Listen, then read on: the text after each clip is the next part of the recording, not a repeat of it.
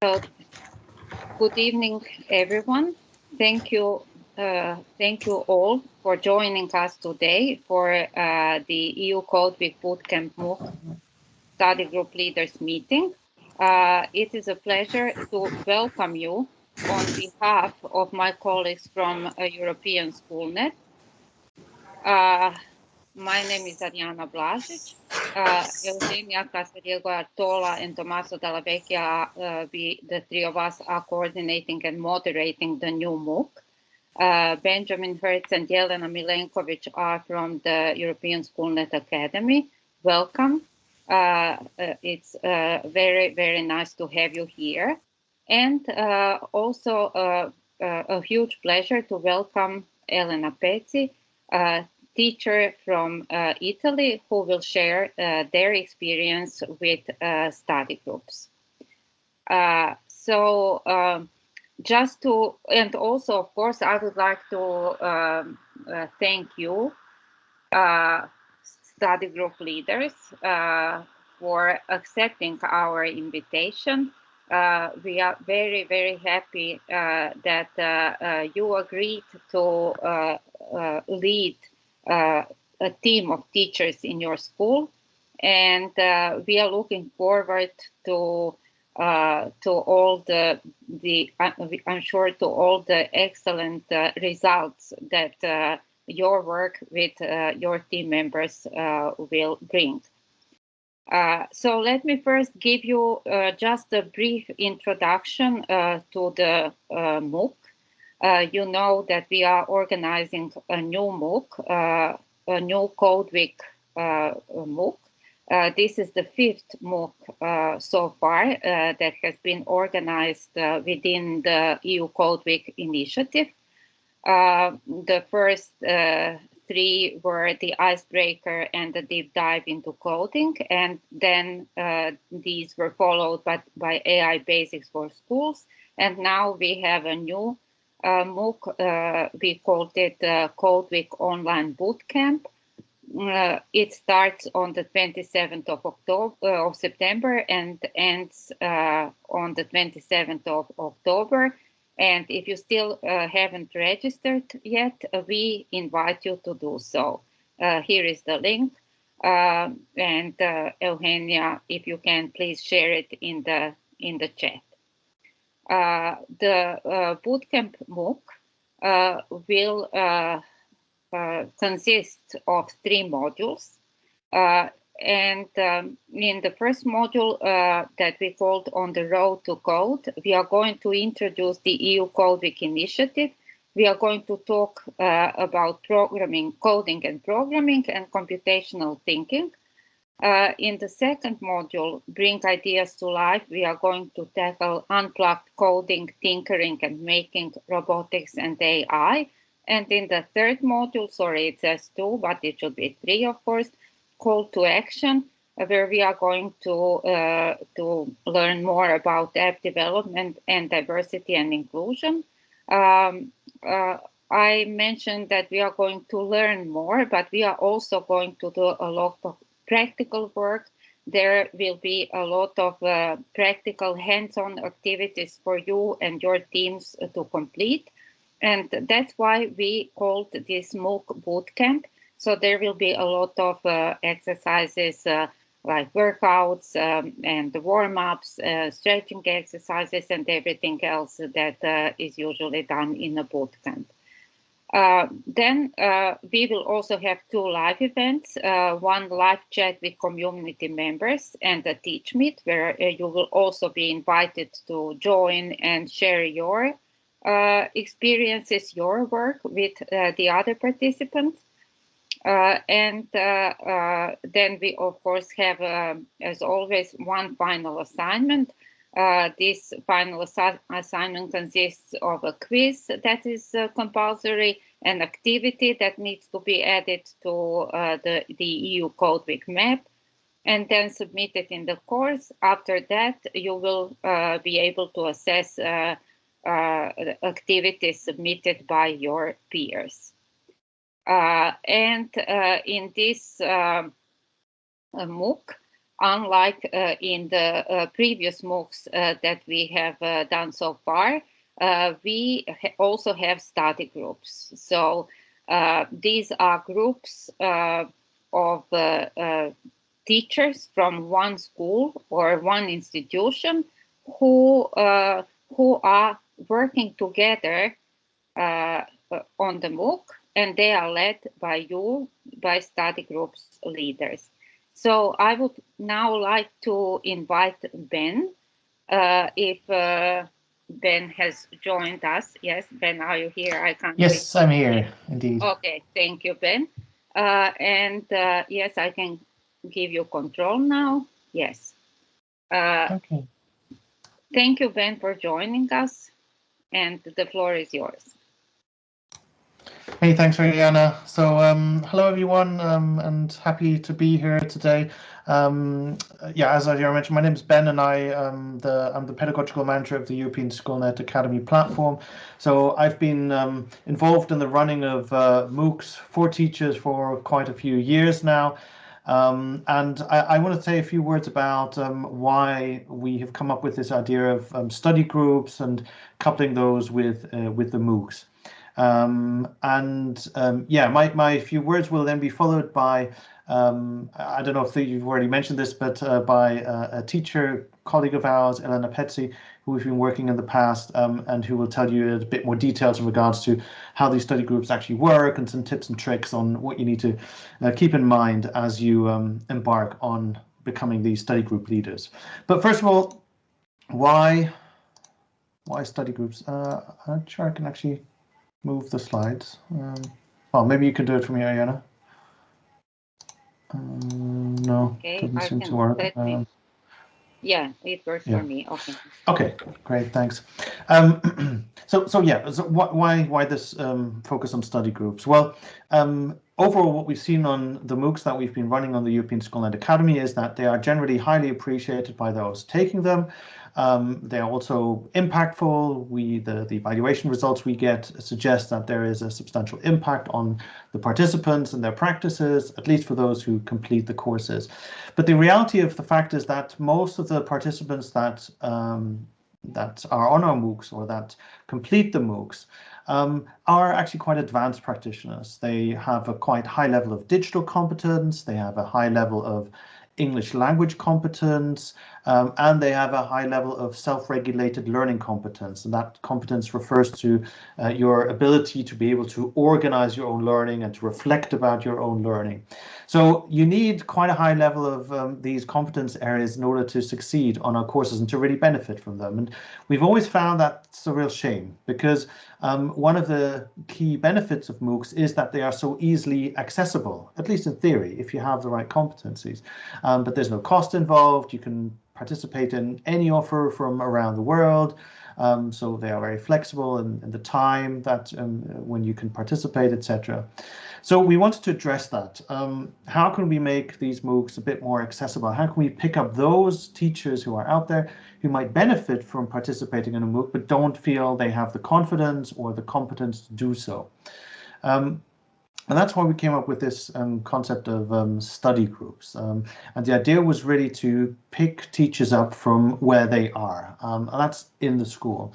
So to come up with a construct where the study group sits next to the MOOC, the study group is in the school and sits next to the MOOC and is deeply integrated, embedded in the MOOC.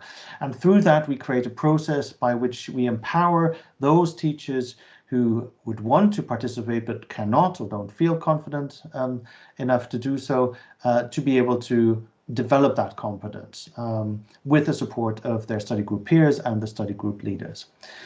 So through that, we are trying to address, well, I've mentioned already the accessibility elements, the lack of digital competence, lack of self-regulated learning competence, and lack of foreign language competence.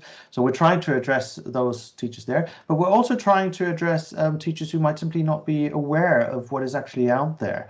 They might not come up with the idea to browse international professional development opportunities, or they might be quite skeptic about, well, what can an international course that's not really related to my school system, that's not really related to my curriculum, can I really get a benefit from that?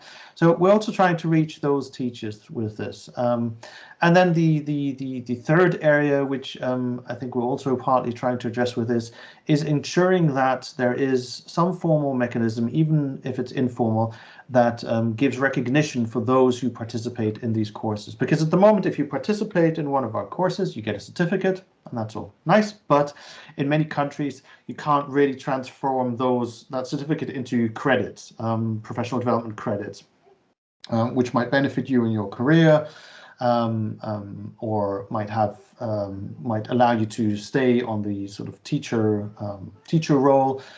In some countries, you have to regularly participate in professional development to retain that teacher status. So, and that's an issue, and that's also something that we hope through the study groups and by embedding the MOOCs in the schools, we're hoping to address. So, if you can move to the next slide, yeah. Thanks. So this is sort of the model that we're coming up with here. So on the one hand, we have the MOOC, which provides the frame for, on the one hand, the international community of peers, and on the other hand, the school-based community of peers. And both of those are closely interlocked.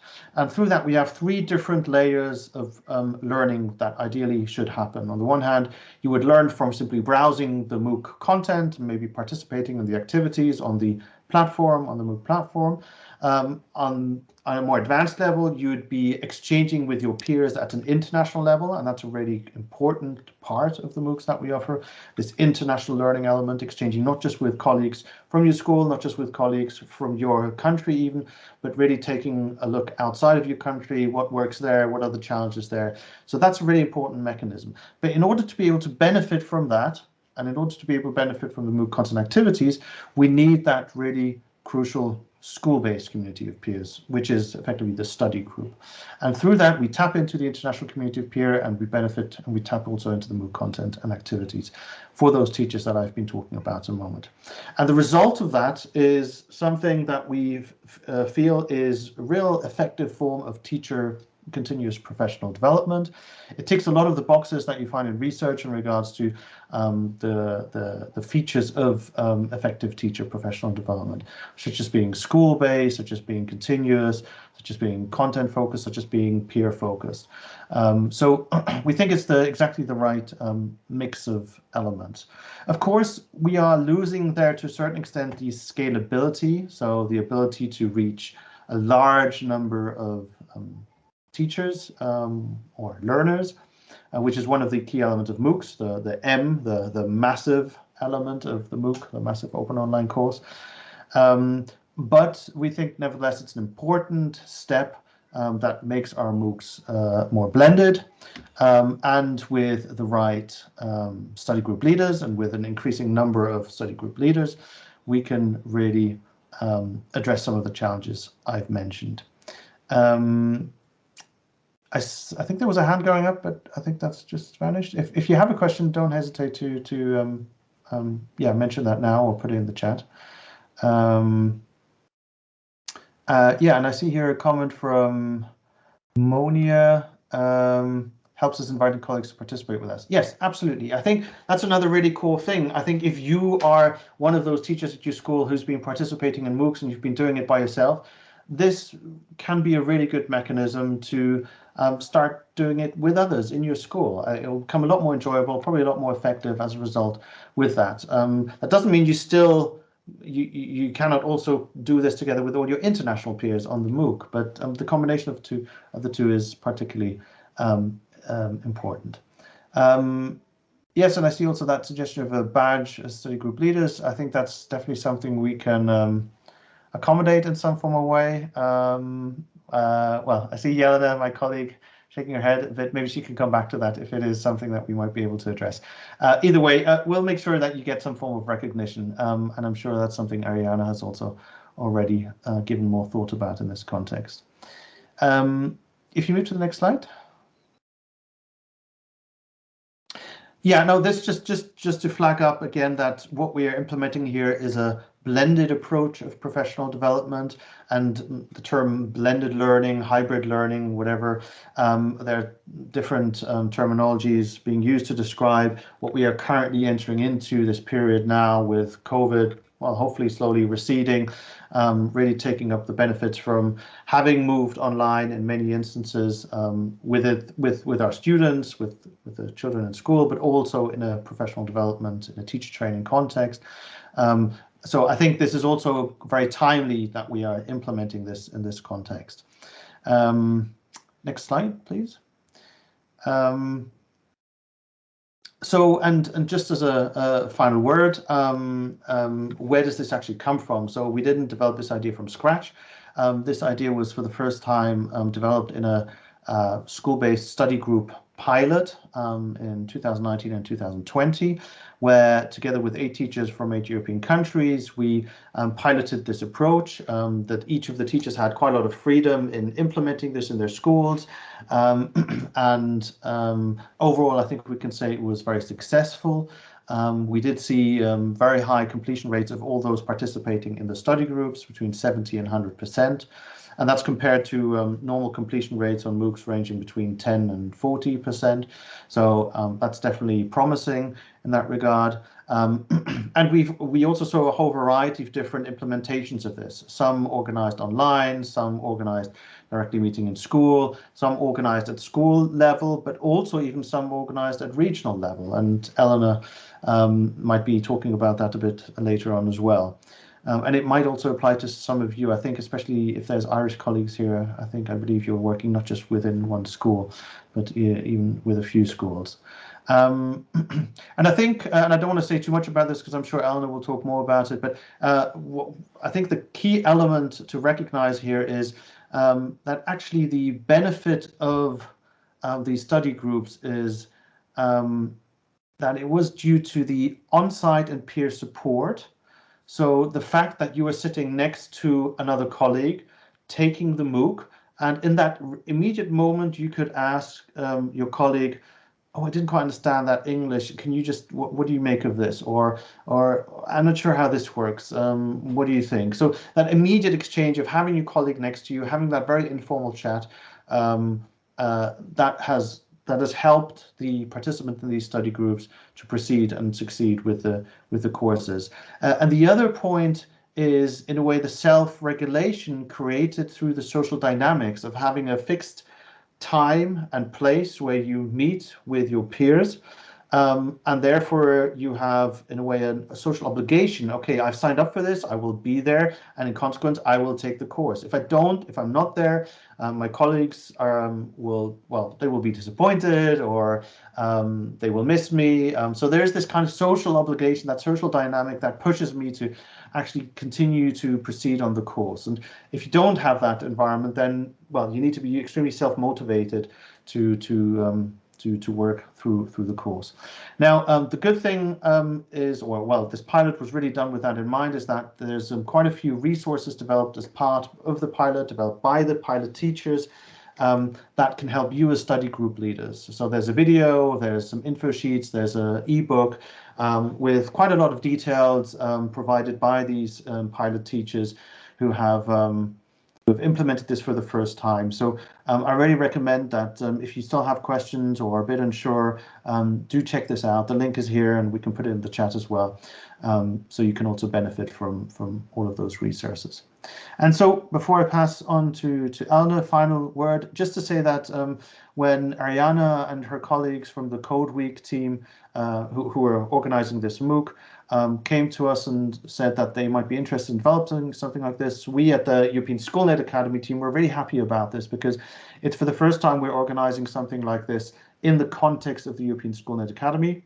This pilot I was talking was organized in another area on the School Education Gateway. So we're really happy that this is finding a place and is being tried out for the first time in the context of the European SchoolNet Academy. So you are real pioneers here in pushing this forward, and hopefully it's going to be only the first step of more steps in the future to come, where we see this kind of framework, this kind of system implemented more systematically across many of our MOOCs. So that's it from my side. Many thanks. I then pass the floor. Well, back to you, Ariana. Yeah, thank you. Thank you, Ben. Thank you so much for telling us more about study groups. We do have some questions in the chat regarding the teachers from other schools, if that would be okay to do. So if they want to involve teachers who are not from their school, but from the schools in the neighborhood. Yes, I think generally that's a really good strategy. The only caution I would say is maybe we need to be careful not to be too ambitious in the first instance, because the dynamics change if you start involving people from different schools. But if you feel confident and that you can organize that, then that's excellent. What we did in the pilot, we started out by saying, okay, we primarily focus on the school, and Elena, being Elena, who is very eager and very advanced in her practices, went ahead right to also doing this, not just in her school, but also at regional level. But that was the exception. What we did say first in 2019, let's focus first on the school, and then in 2020, we asked the pilot teachers to also go outside of their school, so to find colleagues from their localities, from other schools, and also maybe to find a framework at regional level. I think the key thing here is, and Elena will be better in talking about this, but is if you organize it outside of your school, it's better to have some kind of framework. So Elena organized this in the context of the regional Department of Education. So if you have that kind of framework in place, then I think that's probably a lot easier to do. But as I said, I mean, you are also pioneers, so there's no reason why you shouldn't experiment and try this out. Just be, I think, of course, a bit realistic regarding what expectations you set upon yourself and what you want to achieve. Thank you, Ben. So I think it's time now to invite Elena, to ask Elena to join us on the stage and share her valuable experience with study groups. Elena, yes, I'm here. Okay, thank you. So thanks a lot for inviting me. Oh, well, Ben has already explained quite a lot about, but I will just give you an overview of my experience, and then if you've got questions, I don't see the chat, so I'm not able to see the chat. So if you've got the question, I don't know, please, Ariana or Ben, Yes, tell me. Okay. So my experience, well, was first of all a great experience. I found this way of learning together with my colleagues a wonderful way to improve also our belonging to the school. I think that this is one of the great benefits of participating in this study group. But starting from the very beginning, Ben already said that there are some challenges you could face, and in my situation in Italy, the situation is that older teacher, not in the way of age, but let us see, well, older teacher are not very confident in English and or in ICT. So engaging themselves in a MOOC in an autonomously way was a little bit too much for them. They, I know that, and some of them told me, yes, I've registered, I've tried to, I started doing things, but then I lost the connection with the things, with the topics. I lost enthusiasm, and so and also not knowing and not being fluent in English, or not being so skilled in ICT also brought some difficulties in interacting or writing or communicating in the large community, online community. So the solution, the study group was essential, was crucial to foster motivation, to also to make them understand that they could do it. Because working in small groups with other teachers, with someone you know, and you know that this colleague can help you in express yourself in English. It can help you in solving some little problem with a device, with connection, with whatever. The study group it's something valuable per se. I mean, it's really enriching, but it's also a way to go further, to go beyond. And working in a small group with someone who supports you, who helps you, give you more confidence and more strength to participate in the online community later on. So if the challenges were lack of competences in English, lack of competences in ICT, but also lack of self-confidence. So the solutions I tried to put in practice was to create a good sense of belonging to a community. That's why I think Ben was saying, try first in your school, because you know your colleagues, so you know what their needs are, you know what their plus are, their strengths, and focusing on their qualities, their strengths, you can help them to solve the little problems, the little challenges they may face when they take an online course. Another good and positive point of view aspect is that if you work with your colleagues at school, you can implement and experiment at school, in class, and you can share your experience with your colleagues. I've called it the kind guests because it's something that we used to do at school.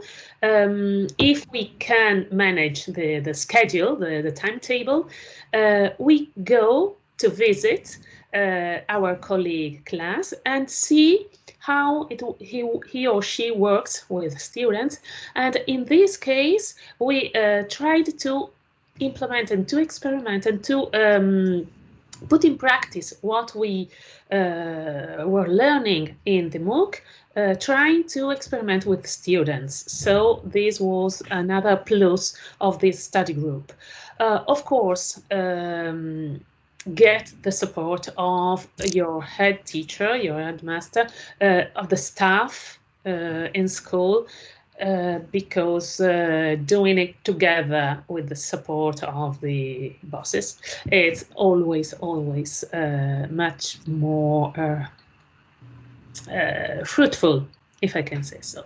Well, the situation was, the first group was about 30 people, 30 colleagues, and as the experiment, the study group was successful. The second experience was with more than 70 teachers, but as Ben said, I tried to do it, to upgrade it and to do it at a regional level, but always within the framework of a well-defined situation. I had the support of the regional director of the Department of Education, and I could involve the digital trainers, if I can call them this way. So I knew quite well this group. So it was an easier situation than starting a study group with unknown people. I think that the most positive aspect and the strength of this experience is working together with people you know, because you can have a greater effect and a greater impact. Yeah, the feedback that colleagues gave to me was very, very positive. They said they discovered a new word. They said that probably they wouldn't never take this course if they had to take it alone. And yeah, what Ben was saying, they all completed the course. So this was doing it together is the best way to achieve something. So this is the great impact.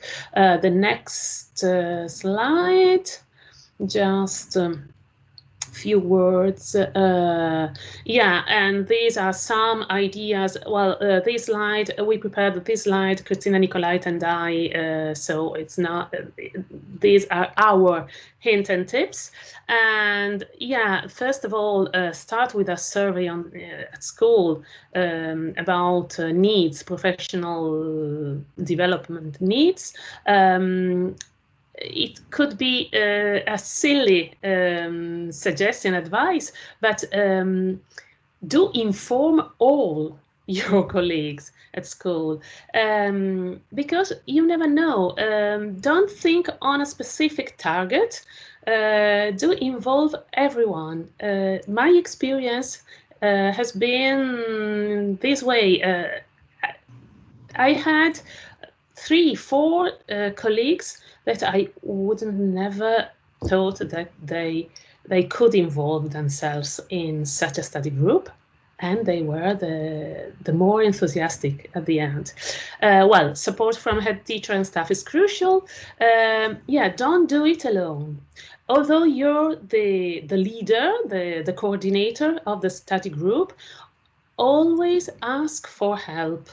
I call it the middle management.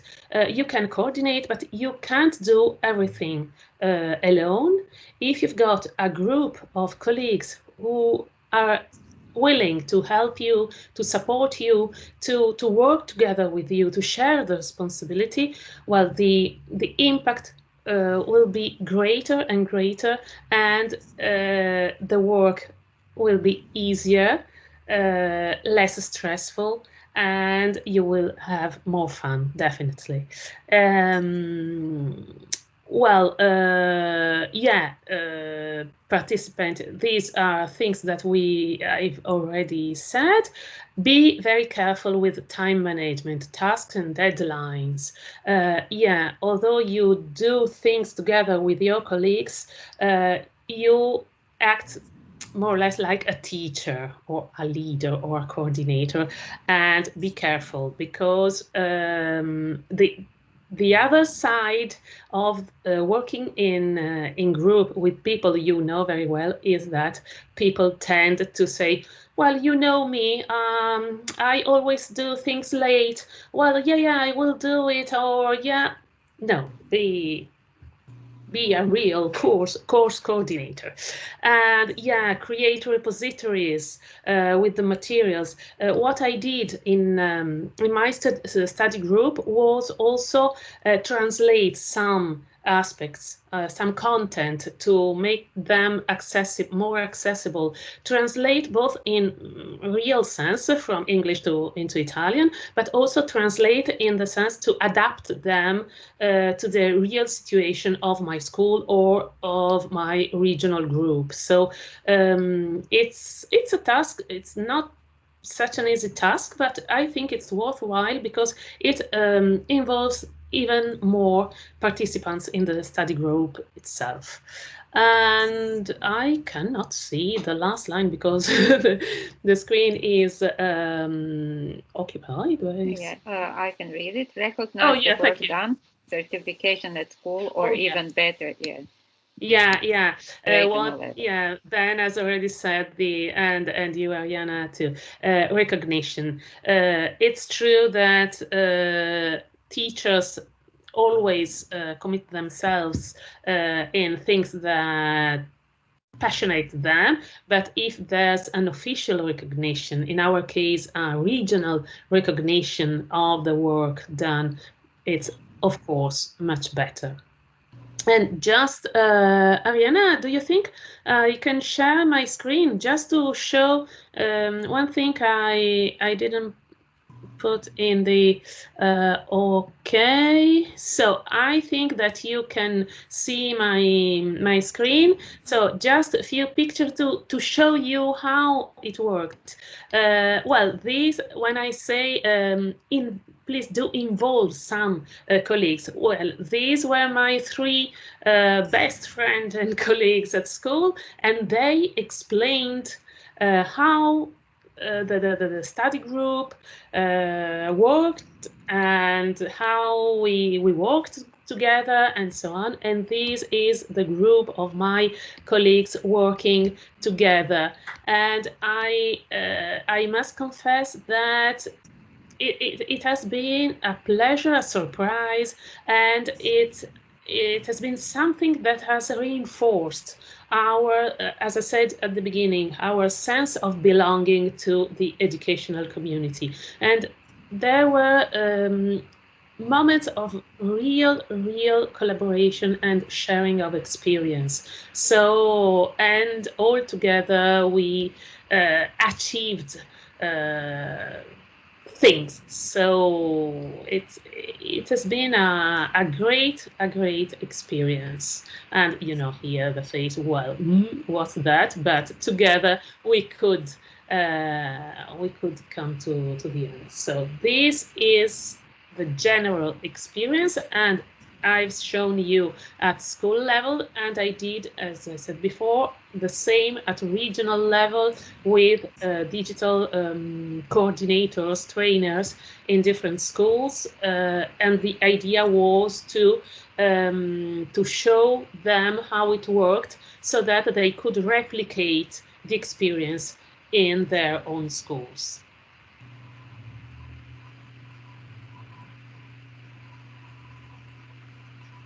Ariana, I can't hear you. Thank you. Thank you very much. I think it's really very valuable tips and recommendations that you have shared with us. And we've had some questions in the chat about involving head teachers. Ben has already answered all the questions. But what about your experience? Did you also involve your head teacher? Did he or she want to take part? Oh, no. Well, I don't know if in Italy it's usual for a head teacher to take part in training courses or in study groups. In my experience, I didn't find head teachers who would take training courses, but what is true is that our head teacher was very supportive.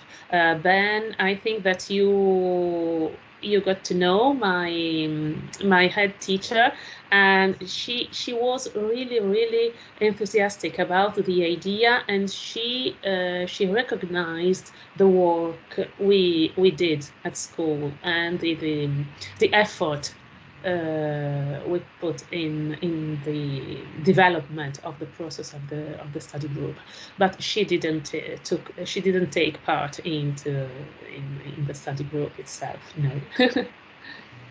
But anyway, if your head teachers are interested in joining the study group, so why not? I think they are very welcome to join. Yeah, okay. But not the head teacher, but some members of the school, the staff of the schools. Yeah, they did take part in the study group. Yes, this was. And maybe I could just add, so even if it will be probably very difficult getting a head teacher or someone from the leadership team to join on a regular basis, at least inviting them, I think, is always a good idea. And even if they just drop in, just take a quick visit, just to get a sense of how this works, what it means, will be really useful, I imagine, for your own work, and especially if it's considered to be continued in some formal way in the future. Yeah, absolutely. Yeah. Thank you. So far, I don't see any more questions, but please stay with us, and I'm sure there will be more questions. There's this afterwards. Sorry, Yes, Ariana, please, there's just Eugenia. one question from our Irish colleagues, I think.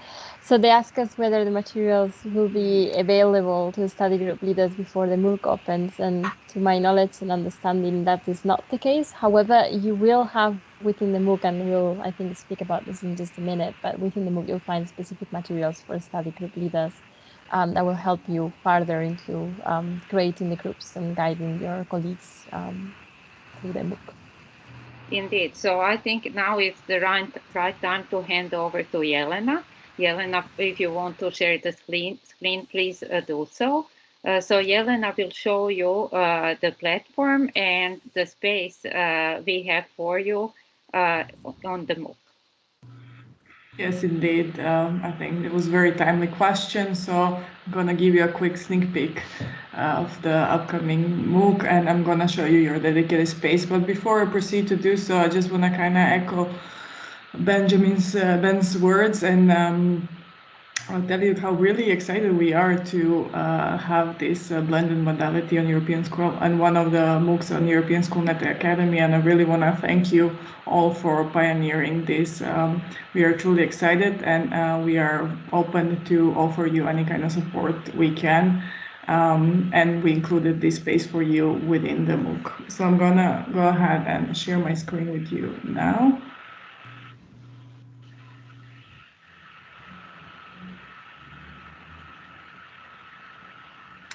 I think you should be able to see the course right now.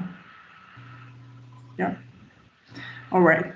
So this is the EU Code Week Online Bootcamp MOOC. This is the landing page of the course, and I want to draw your attention to a couple of things. Elena mentioned that you need to keep your eye on the deadlines, and here on the right hand side you can see the upcoming dates, when you can see when the course starts and when the course ends. So I think it's something very important to keep in mind for yourself as well, as you will be actively participating in the course, as well as all the members of your study group. Here you will see the module 1, and you will notice that the last section in this module is called Study Groups, Useful Tips and Tricks for Leaders. This section will be only available for you. So I will use the list of emails that that Eugenia has provided, that she used to communicate with you, to give you access to this section. If you have enrolled in the MOOC using a different email, or if you have a different email on European Schoolnet Academy, please do let me know so that we can add you to the list. So Μαργαρίτη, και εγώ θέλω. Θα με περιμένεις μέχρι τις 7:30. All right, so that you can have the access to the to this section. So what you can find in this section in module 1, I will start with the first one. So first, you can of course learn more about what study groups are, and I see that there were a few comments about badges. Unfortunately, on European Schoolnet Academy, badges are linked to course completion. So after completing the MOOC, you will all receive a badge and a course certificate, but we are not able, at least not for now, to issue specific badges for different type of events apart from course completion. But we, of course, do think that we should recognize all the efforts that you're putting into leading these study groups. So we will offer additional certificates to acknowledge your effort. I hope that you will find that as a satisfactory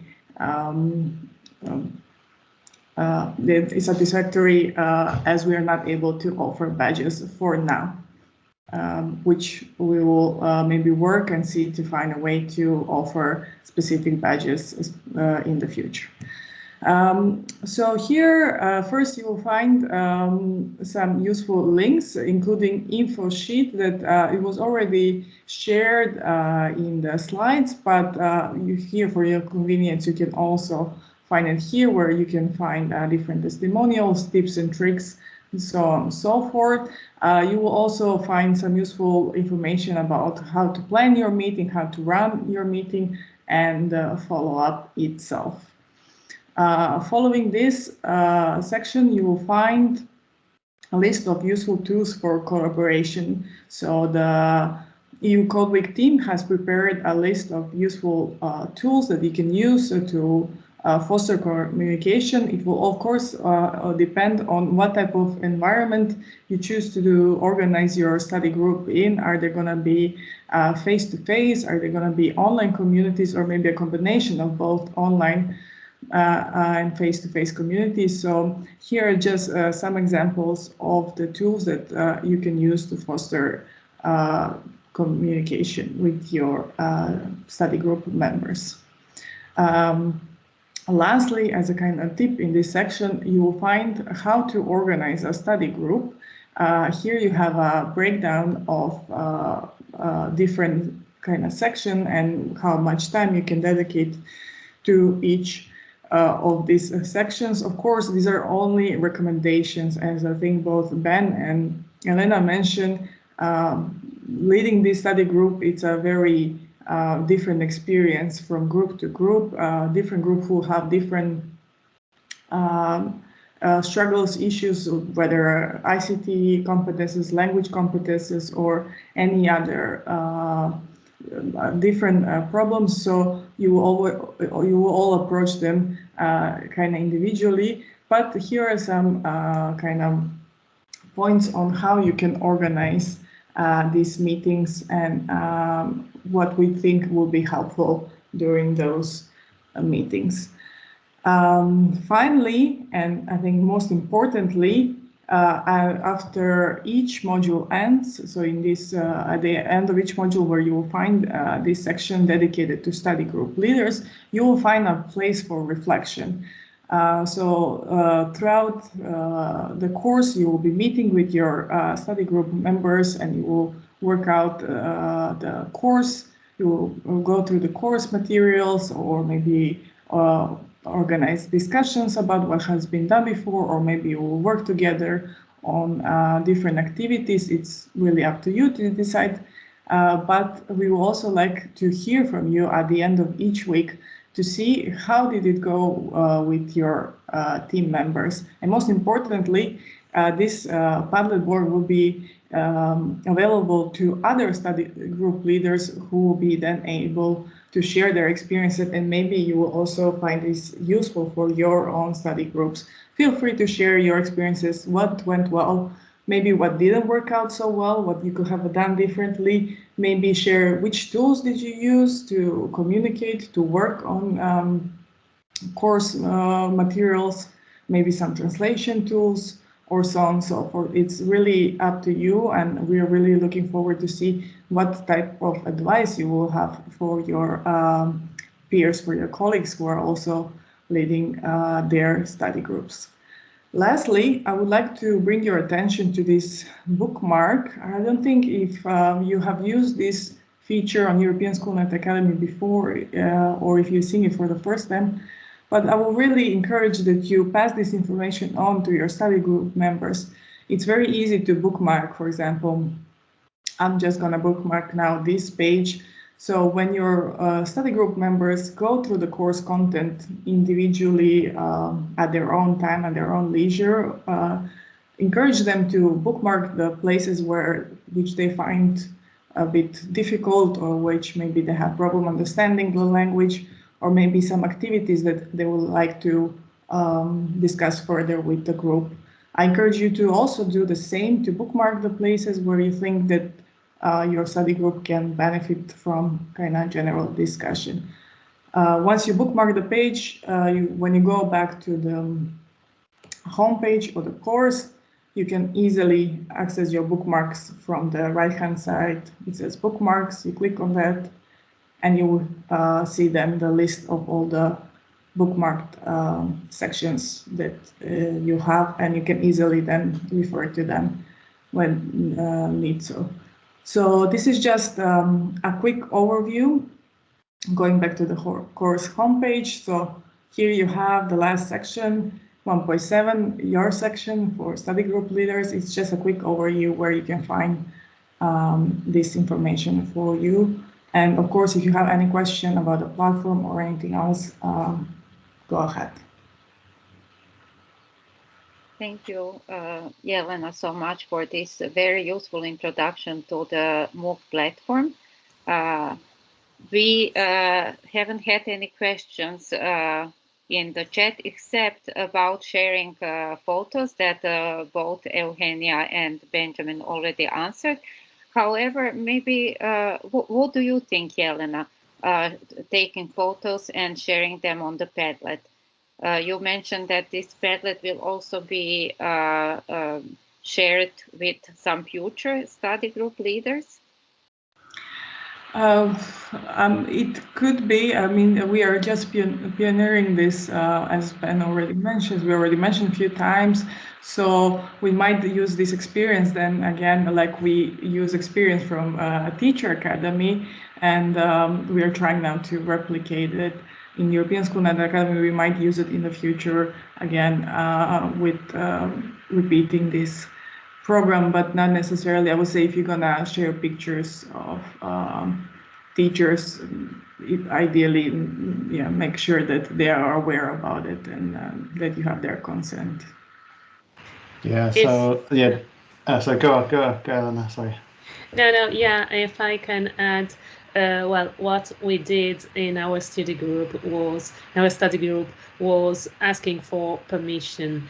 So we didn't publish any picture until the very end of the study group, and all the pictures we published had behind the permission, the written permission of the colleague, of the teachers. Thank you, Jelena. Yeah, nothing to add to that. Just wanted to flag that as well again. So thanks. Okay, thank you. Are there any other questions? I don't see any in the chat.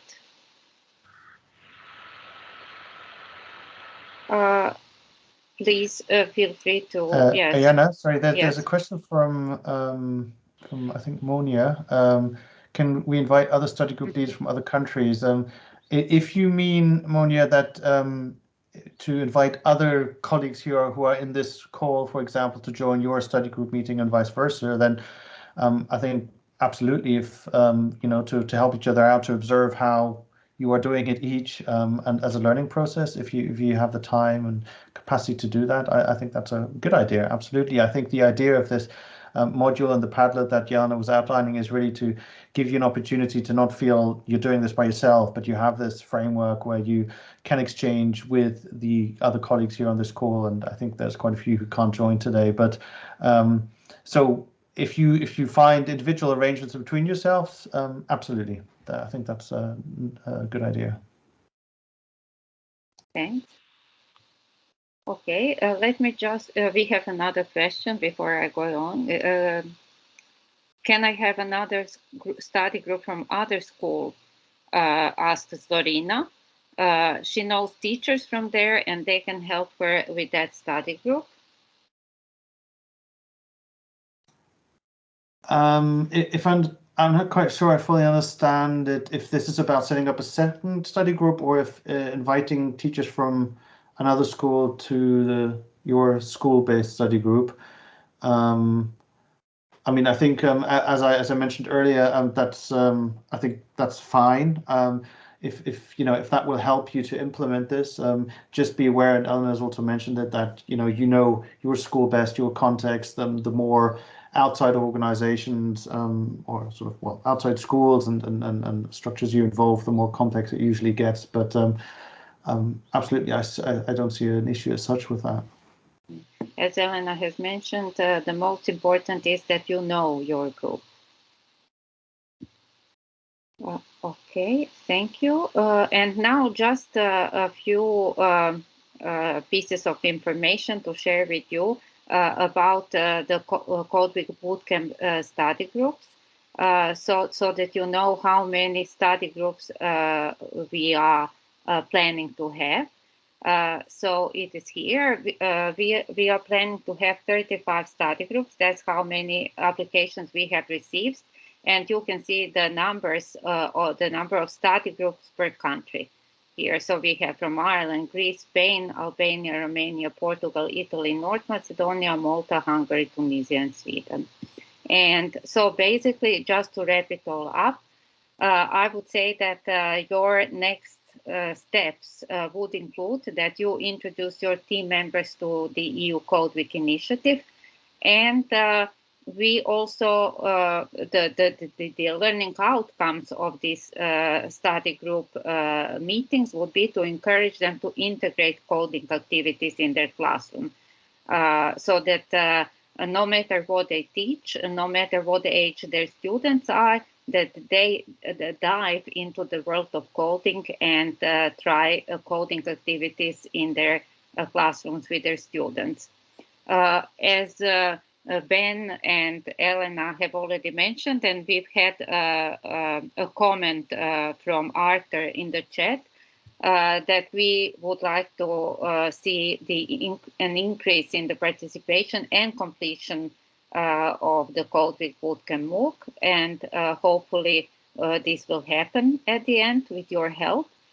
Then we would also recommend that you go through the course content and complete the optional tasks together, that you work together on the final assignment. It is also important to say that the final assignment can be submitted individually, but also as a team. So, for example, if you can have 3 teachers who work together on the final assignment, that's good. But then you will also learn how they will submit these activities so that they all get their certificates. Of course, initiating discussion and providing support to overcome the issues that have already been mentioned, and also help them to become self-regulated learners. Tips and recommendations from our side, number of team members, I think we've covered that. Recruiting team members, we would like to know if you already have recruited the members of your team. So please write in the chat if you already have a certain number of team members. If you don't, you still have time to recruit your team members. We shared some tips on how to do it. But also, if you have any questions, we are here to answer. The number of meetings, we haven't talked about it yet, but we suggested 1 per week, and also 1 before the MOOC starts, and then 1 as a follow-up. Maybe Elena and Ben, would you like to add something regarding the number of meetings? Well, I usually organized 1 meeting per week during the whole development of the MOOC, and if colleagues can afford it, 1 initial meeting and 1 final meeting. When we did the implementation in class, the experimentation in class, we also had a meeting 3 months after the completion of the course to see the results of the implementation in class. Thank you, Elena. And finally, what is very important is that you remind your team members to register for the MOOC, so you can't do this instead of them. Please remind them that they need to register. Registration process is really, really very simple, but make sure that they do it by September the 27th. Also, we invite you to submit an activity, a coding activity. It can be an unplugged activity, it can be tinkering and making, robotics, whatever you want, Scratch, Python. So we invite you to submit your activity for the MOOC, and we will include it as one of the tasks in the MOOC. So you will also be able to be proud to say this is something that you have completed, and also it will be easier for you to work on this activity with your team members. And we hope that you will enjoy this MOOC, that you will enjoy working with your colleagues face to face. And from our side, we hope to meet after the MOOC is over in November 2021, and are already looking forward to hearing about your experiences. But of course, we will be supporting you, and we will be there for any questions you might have. And now we have 1 minute left, but also even more, I think, for questions. I think Jelena would like to mention something. Yes. Yes, sorry. Just to briefly clarify that even though you can work in teams to produce the Code Week activity, it's very important to note that every team member will have to submit the activity individually and proceed to review other peers' activity again individually. So teamwork is welcome, but still the process of submitting activities and providing feedback to peers is still individual. So just to keep that in mind, as well as any other activities, just please keep in mind that they will have to go through them still individually. That's all for me. As well as the MOOC in general. So please make sure that every member of your team, of your group, is actually registered to the MOOC on their own individually. Otherwise, we will not be able to award them the official certificate. So please make sure that everyone is registered on the MOOC promptly, so that they may obtain a certificate. That's a very important point. Also, maybe one last question from Monia. Online meetings can be better for us during COVID-19. So basically what you did when you piloted the Teacher Academy MOOC, you did it face-to-face, right? No? Well, I did it face-to-face in 2019, but during the COVID pandemic, the COVID lockdown, we did it online. So it was MOOC in the MOOC. I organized meetings through Meet. We met there and we followed the course, the MOOC, through Meet. And we used shared documents, shared presentations. We had a Telegram group to communicate. So we followed the same structure, but online. And it was as effective as the face-to-face one. So it's possible to have it online. Yeah. That's great. That's really great. Thank you, Elena. And Rosin says that she didn't hear well. So every participant will be required to submit their own activity. The activity can be done in a team, in a group, but at the end of the course, there's going to be a peer assessment activity. So there's a dedicated space for each participant to submit that activity on their own. They should, of course, list all the authors of the said activity, and then they will proceed to evaluate 3 other peers' activities. So the activity can be created in a group, but have to be submitted individually. I hope that is clear now. Yeah, we have also added it in the MOOC, so it will be in the module 1. Yeah, and just to extra clarify, so the activity you will see, as we commented, is a final activity in the Code Week map, which basically is summarized as a link to an activity. And so basically every member of the team, the small team that created that activity, will have to submit the same link, but each of them has to submit it even if it's the same link. This is what we meant. I hope this clarifies a bit further. Then we have a question from Maha. Should we send you a list of the participants in the study group? So no, from our side, we don't need a list of participants in the study group, unless I'm mistaken. But it's good that you keep track of the attendance, for example, and you can track of basically keep the same members in each meeting, if that clarifies. But Elena, feel free to clarify further on this.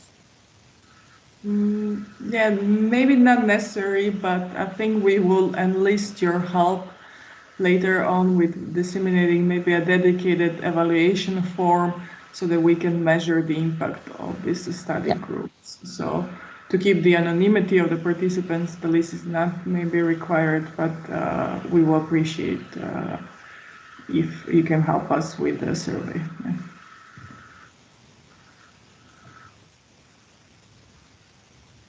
Okay. Thank you. Thank you, Leticia, and thank you everyone for your questions. Thank you, Elena, Ben, Yelena, and Eugenia for being here with us today. And as I mentioned before, we will be in touch with you. And whenever you have a question, feel free to reach out to us. And maybe just one last question about recognition for teachers in study groups. No, they will get the regular certificate after they complete the MOOC. I hope that answers your question. That's the plan.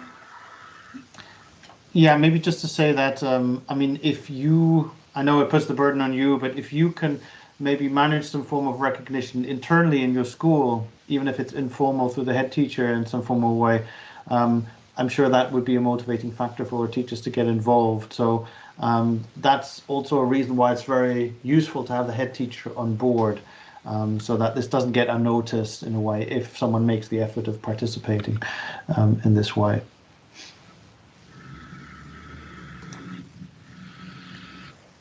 Thank you. And if there are no further questions, Just to note that we will be sending you the recording as well as the slides, so you can find all the information available ready. So if you want to revisit the information, so you'll have this again with all the links that we've sent and so on and so forth. And then, yeah, thank you very much, everyone, for joining us this afternoon. thank you, and see you in the MOOC. Bye-bye. Bye-bye. Bye. Bye. Thank you. Thank you, Anna.